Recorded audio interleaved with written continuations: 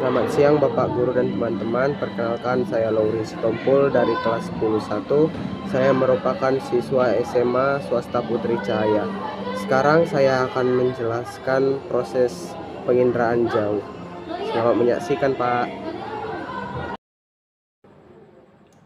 Proses penginderaan jauh yang pertama yaitu sumber tenaga. Sumber tenaga berfungsi agar sensor dapat merekam objek dari cahaya yang dipantulkan oleh objek. Sumber tenaga pada penginderaan jauh dibagi menjadi dua, yaitu penginderaan jauh pasif dan penginderaan jauh aktif. Penginderaan jauh pasif itu contohnya adalah cahaya matahari dan hanya bisa digunakan pada siang hari. Sedangkan penginderaan jauh aktif adalah alat-alat yang menghasilkan cahaya yang dibuat oleh manusia seperti lampu dan lain-lain. Proses penginderaan jauh yang kedua yaitu melewati atmosfer. Atmosfer mempunyai peran untuk menghambat ataupun mengganggu tenaga sinar matahari dengan yang datang melalui serapan, pantulan, ataupun hamburan. Atmosfer bersifat selektif terhadap panjang gelombang. Hambatan atmosfer ini disebabkan oleh debu, uap air, dan gas. Proses penginderaan jauh yang ketiga yaitu objek. Setiap objek memiliki karakteristik tertentu dalam memantulkan dan memancarkan tenaga ke sensor. Jenis objek dibagi menjadi tiga, yaitu objek spektral berdasarkan pada perbedaan panjang gelombang.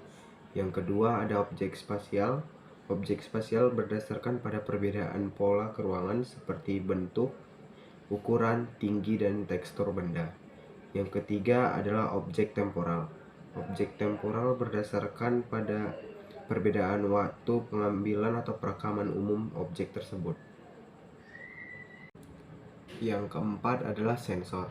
Sensor adalah benda yang digunakan untuk melacak, mendeteksi, dan merekam objek-objek di alam dalam jangkauan tertentu. Jadi sensor berfungsi untuk menerima dan merekam tenaga yang datang dari suatu objek.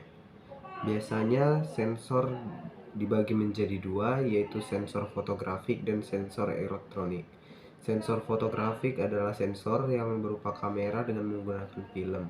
Sebagai contoh hasil dari sensor fotografik adalah foto bentuk udara. Yang kedua adalah sensor elektronik. Sensor elektronik merupakan sensor yang menggunakan tenaga elektrik dalam bentuk sinyal elektrik yang beroperasi pada spektrum yang lebih luas, yaitu sinar X. Hasil dari penggunaan dasar elektrik ini adalah citra. Proses penginderaan jauh yang kelima adalah wahana. Wahana adalah kendaraan yang digunakan untuk membawa sensor guna mendapatkan data inderaja. Pada gambar ini, wahana yang saya gunakan adalah satelit. Biasanya satelit berada di ketinggian sekitar 900.000 meter di atas permukaan bumi. Proses penginderaan jauh yang keenam adalah perolehan data. Perolehan data dilakukan dengan cara manual dan dengan cara digital. Perolehan data secara manual biasanya berupa interpretasi foto udara ataupun citra. Sedangkan perolehan data secara digital biasanya secara numerik atau dilakukan menggunakan teknologi komputer. Dan yang terakhir adalah penggunaan data. Biasanya tingkat keberhasilan dari penerapan sistem penginderaan jauh tergantung oleh penggunaan data. Mau mereka menggunakan itu sebagai apa dalam kehidupan sehari-hari ataupun dalam memberikan informasi yang lebih lanjut. Sekian saja yang dapat saya sampaikan tentang penginderaan jauh. Sampai jumpa, Pak.